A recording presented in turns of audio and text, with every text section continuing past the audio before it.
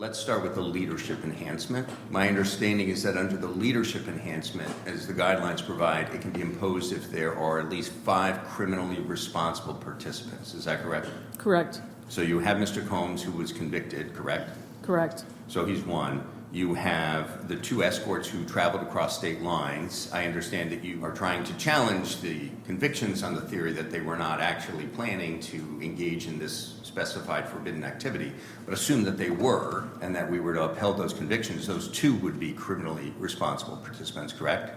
Well, the district judge relied on Christina Coram and Mr. Combs's employees and certain employees. Yeah, but if there were 5, we have enough. Didn't he also rely on the 2 escorts? I don't think so, Your Honor. Okay, well, let me ask this. And I do want to highlight. Here's my question. Would the 2 escorts be criminally responsible participants if they traveled across state lines with intention to engage in the forbidden activity?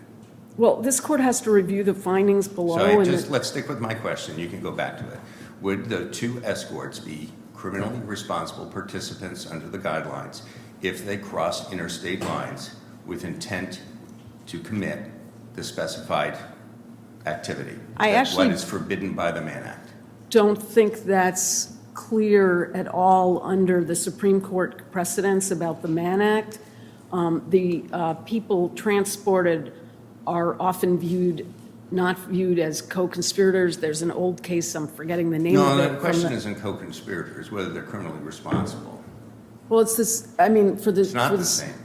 The Supreme Court cases, and I apologize that I can't remember the name of it, would only consider someone to be criminally responsible if they were involved in arranging the transport or something like that, but not necessarily the person who traveled. Right, I recall those cases. So okay. I that think would be your argument as to why the 2 escorts are out, or an argument why the 2 escorts are out. And what about the 2 named victims in this case, who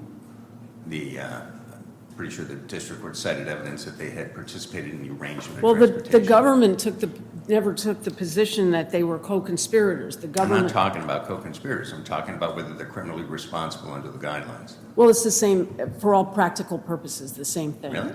Yes. Yes, I think it is, clearly. If I cause someone to commit a crime, the person who commits the crime is guilty as principal, and the person who caused the person to commit the crime is guilty as principal. But that is a conceptually different concept from conspiracy, correct?